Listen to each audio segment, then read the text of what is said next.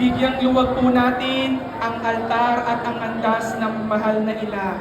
Magkakaroon po tayo ng pagkakataon upang siya ay malapitan. Magkakaroon po muna tayo ng salve.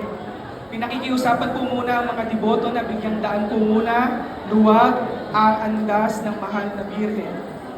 Ang lahat po ay magkakaroon ng pagkakataon na malapitan ng Birhen pagkatapos po natin kumanta ng salve.